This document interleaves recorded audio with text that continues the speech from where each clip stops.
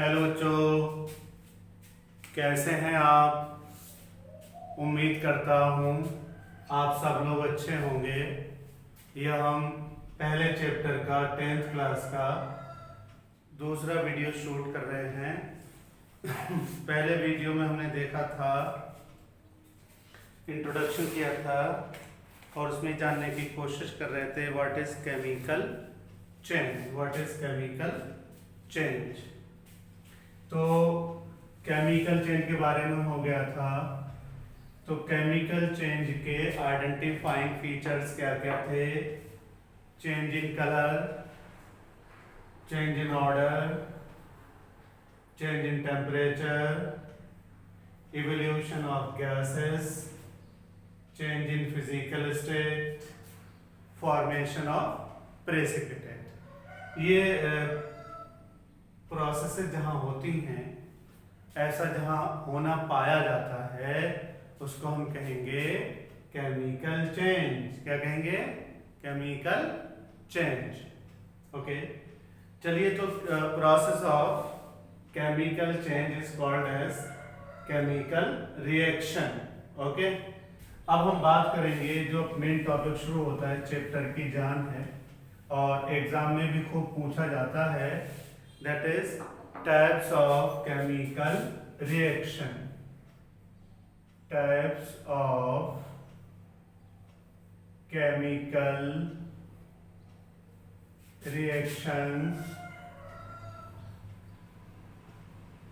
on the basis of formation of product. Formation of products. तो बच्चों क्यों ना ऐसा समझ लें कि रिएक्टेंट्स क्या होते हैं, प्रोडक्ट्स क्या होते हैं। तो रिएक्टेंट्स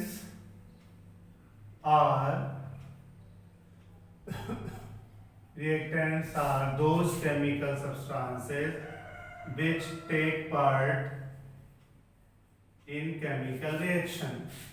केमिकल रिएक्शन से जो पहले वाली चीज होगी वो रिएक्टेंट कहलाएगी, इसके जो बनके तैयार होगी वो प्रोडक्ट कहलाएगी। अभी इसमें बार बार जरूरत पड़ेगी तो हम इसको एरो होगा, इसको बोलेंगे गिव्स और गिविंग, यानी ये रिएक्टेंट आप उसमें मिल रहे हैं और क्या दे रहे हैं? ये प्रोडक्ट दे रहे हैं। ठीक है, तो जैसे हमने कहा C+O2 गिविंग CO2, तो C+O2 इधर लिख देंगे, गिविंग का मतलब एरो, और प्रोडक्ट जो बना carbon dioxide. Right? Okay, so reactants are converted into products. So formation of products, इसके एतबार से केमिकल रिएक्शन कितनी तरह की होंगी? पहला है कॉम्बिनेशन रिएक्शन, दूसरा इसका उल्टा है डीकम्पोजिशन रिएक्शंस, तीसरा है displacement reaction, fourth one is double displacement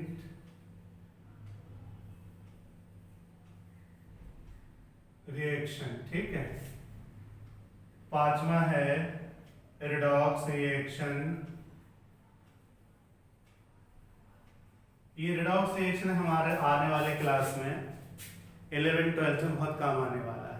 ठीक है, एक और है जिसको मैं एक्स्ट्रा समझाऊंगा, आपको सिलेबस में नहीं है, लेकिन जो लोग आगे चलकर 11th में केमिस्ट्री पढ़ना चाहते हैं उनके लिए मैं समझाऊंगा। अगला हो जाएगा हमारा न्यूट्रलाइजेशन रिएक्शन,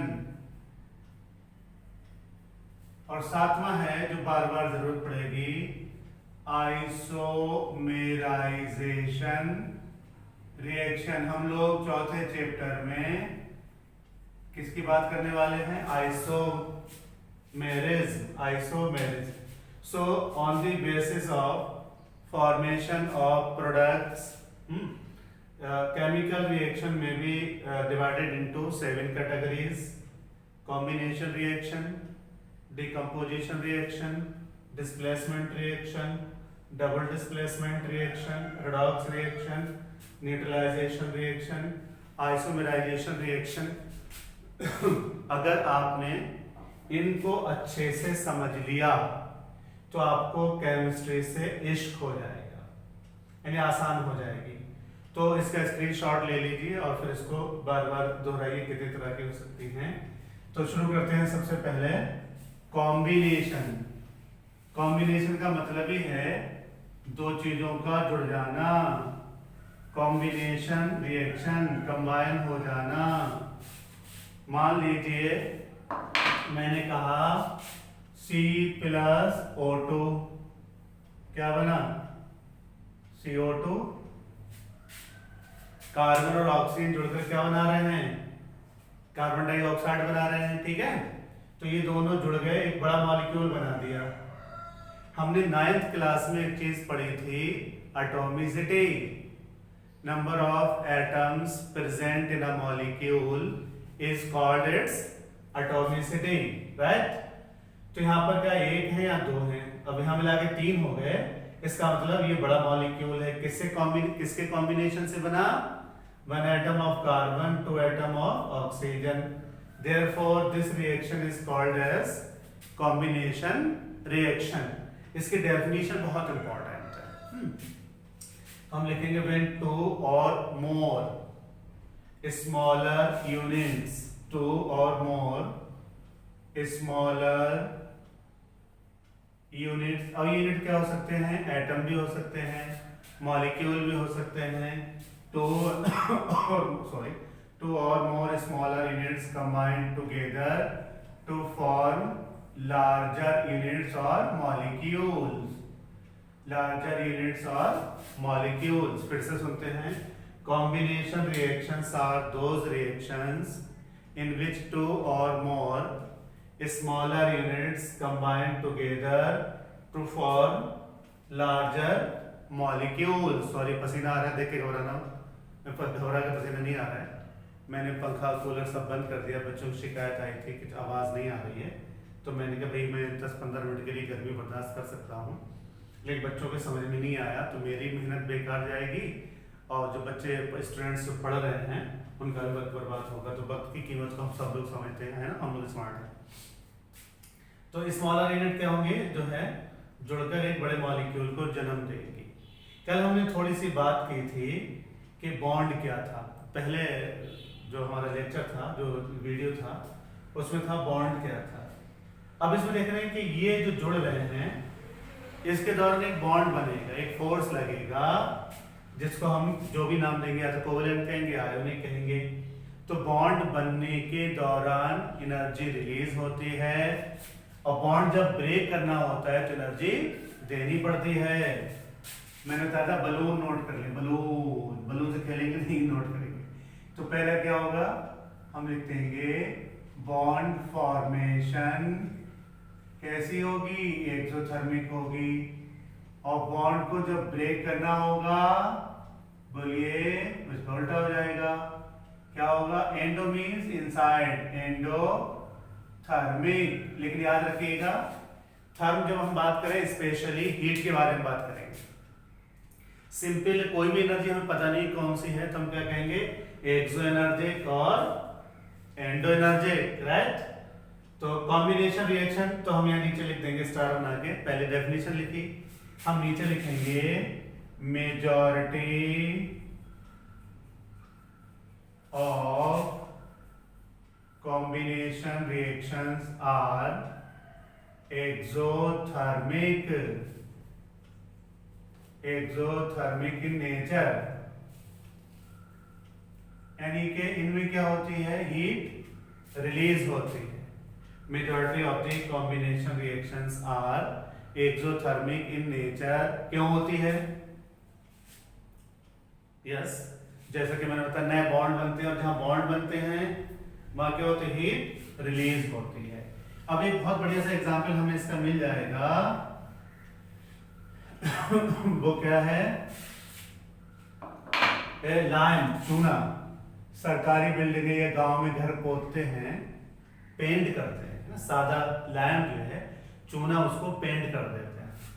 पेंट करने से पहले वो लोग क्या करते हैं, इसको पानी में डाल देते हैं बड़े से ड्रम में, और डालने के लगभग 2 या 3 मिनट बाद इतनी सारी हीट रिलीज होती है कि वो पानी जो है खौलने लगता है और एक स्पेशल साउंड प्रोड्यूस होती है, गुड़ गुड़ गुड़ गुड़ गुड़ होने लगती है। उसको हम कहते हैं Slaking sound. Slaking sound, Slaking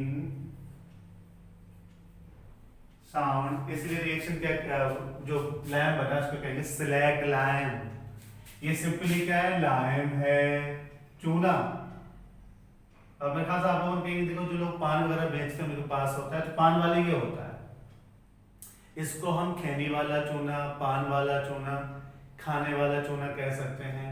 और यहीं से एक मुहावरा बना, यार ने चूना लगा दिया मेरी वफा का ये सिला दिया, यार ने मुझे चूना लगा दिया।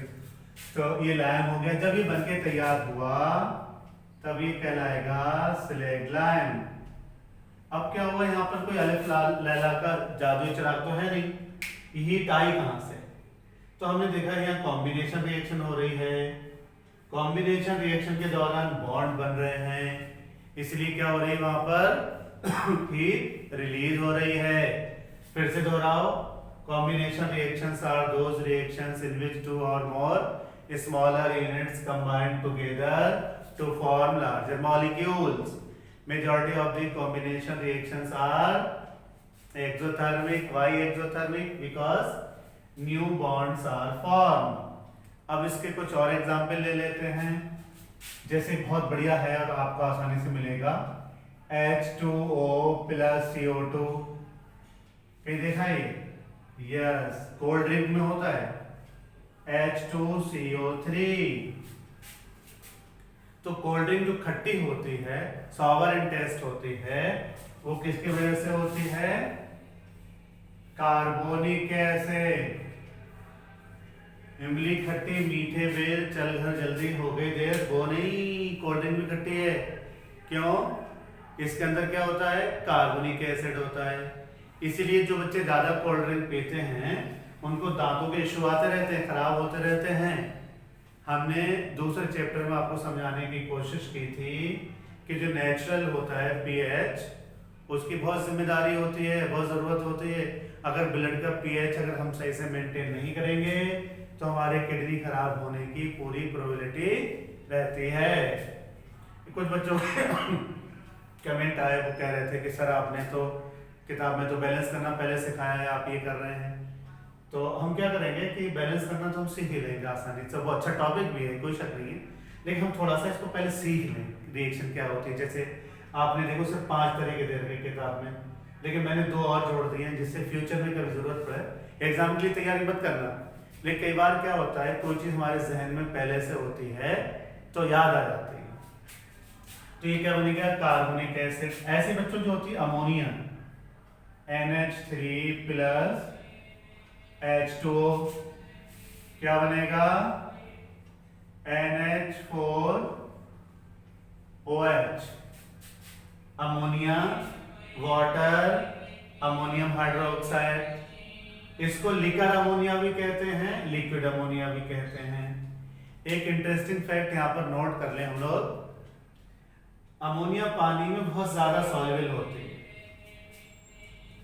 इसलिए कहा जाता है 1 लीटर में 1000 लीटर तक अमोनिया डिसॉल्व हो सकती है। क्या बात कर रहे हैं सर, बिल्कुल बना रहे हैं, ऑनलाइन पढ़ा रहे हैं, इसका मतलब हम क्या आ नहीं सकते, हम आपके घर तक आ सकते हैं? हाँ भाई आ जाएंगे, सही बात कह रहा हूँ। उसका सबूत ये है कि कभी आपने सोचा, 9th 10th में या छोटी क्लास के भी मेरे ऊपर प्रेशर आ रहा है कि 7वीं 8वीं के लिए कोई साइंस की वीडियो बनाएंगे, देखता हूँ टाइम मिलेगा, लेकिन मेरे लिए पहले 9th 10th प्रेफरेंस पर है। तो उसमें क्या होता है, अगर 1 लीटर वाटर को अगर हम स्टीम में बदलें, वेपर्स में बदलें, तो लगभग 1700 लीटर इसका वॉल्यूम हो जाता है। तो गैसों में एक्सपेंशन क्या होता है? बहुत ज्यादा होता है। लेकिन जब डिसॉल्व करेंगे तो पानी में घुलने की वजह से इनका वॉल्यूम क्या रह जाएगा, कम रह जाएगा। तो अमोनिया, अच्छा बल्कि एक बहुत बड़ी एग्जांपल और है, केमिस्ट्री को घर से जोड़ें तो काम और आसान हो जाएगा। कैसे? बाहर से पिकनिक से आए, नानी के यहाँ से आए, कहीं से आए, घर में आपने टॉयलेट का दरवाजा खोला, नाक को चुभने वाली आ रही है, या सरकारी टॉयलेट में गलती से चले गए, बड़ी नाक आंखों को चुभने वाली आती है। लेकिन एक बात नोट करिएगा, बाहर से जो स्मेल आ रही होती है वो आपके डैडी ने, मम्मी ने, नाना ने, चाचा ने, जिसने भी डाई लगाई है उसकी जैसी स्मेल होती है। और वो इस बात का सबूत हो गई कि डाई में क्या होती है, अमोनिया होती है, इसीलिए तो अपन नहीं लगाता। तो क्या हुआ, वाकई अमोनिया बहुत नुकसान पहुंचाते, लोगों को नाक के इशू, आंखों के इशू आते रहते हैं। लेकिन लोग काले से पता नहीं क्यों जवान समझते, मुझे तो नहीं लगता, मैं तो व्हाइट वाल में बहुत जवान हूँ। हाँ, दौड़ के देख लेना। तो ये क्या हुआ, घुल गई। ऐसे एक बहुत बढ़िया है रिएक्शन, वो शायद आप लोग मेरे पुराने वीडियो में देखिएगा, मैंने उसमें डाला है। क्या करते हैं, अमोनिया जो गैस निकल रही हो कहीं से, उसके पास HCl, बल्कि ये एनसीईआरटी में भी सवाल था, तो अमोनिया के पास HCl लाएंगे तो वहां पर व्हाइट स्मोक छा जाएगा। कैसे? NH3 प्लस HCl, और जो व्हाइट स्मोक बनता है एक्चुअली वो बनता है due to formation of ammonium chloride, due to formation of ammonium chloride. Ammonium chloride बनने की वजह से वहां पर क्या होता है, व्हाइट स्मोक छा जाता है। तो ये भी कैसे हो गई, कॉम्बिनेशन रिएक्शन। क्या हुई, कॉम्बिनेशन रिएक्शन। और बहुत सारे एग्जांपल ले लो, क्योंकि एग्जाम में तो कुछ भी आ सकता है। अब और देखते हैं थोड़े एग्जांपल। एक बहुत बच्चों जैसा है, बहुत आसान है, N2 प्लस 3H2। अभी बैलेंस करना जब सिखाऊंगा तब भी इसकी जरूरत पड़ने वाली है। NH3 H2 प्लस S, बदबूदार गैस कौन सी, H2S, ठीक है। C प्लस O2 हमने पहले ही ले लिया था, क्या ख्याल है? अब ऐसे क्या हो जाएगा, H2 plus O2 gives H2O, ठीक है। ऐसे क्या होगा, CaO प्लस CO2 CaCO3, ठीक। बहुत सारे एग्जांपल हो सकते हैं, ये मैंने 5-6 से रिएक्शन लिखी हैं, आप लोग और किताब से नोट करिएगा। लेकिन लिखते वक्त ये ध्यान रखते कौन सी चीज किससे रिएक्शन करेगी और कैसे करेगी। अब यहाँ पर थोड़ा सा लिख देते हैं, स्पेशल टाइप का लिख देते हैं। तो हम लिखेंगे यहाँ पर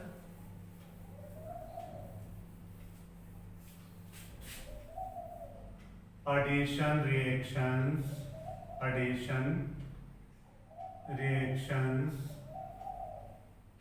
and hydrogenation reactions। हाइड्रोजनेशन हम चौथे चैप्टर में पढ़ेंगे। हाइड्रोजनेशन रिएक्शन क्या होती है, जो एडिबल ऑयल होता है, अनसैचुरेटेड ऑयल जो होता है, उसका अगर हाइड्रोजनेशन करा दें तो वनस्पति घी में बदल जाता है। This is the major difference between oil and fat. Oil क्या होगा, लिक्विड होगा और अनसैचुरेटेड होगा। फैट ज्यादातर क्या होती है, सैचुरेटेड होती है, थोड़ी सी सॉलिड होती है। तो addition reaction and hydrogenation are the examples of combination reactions।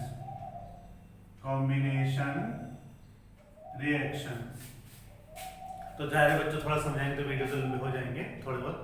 तो पहला हो गया, अब दूसरे में हम मिलते हैं तो हम बात करेंगे डीकम्पोजिशन रिएक्शन, और उम्मीद है शायद उसमें एक और आ जाए। तो भाई देखिएगा, जितना काम आ सकता हूँ मैं काम आ रहा हूँ। चलिए तो मिलते हैं अगले वीडियो में। Thank you very much.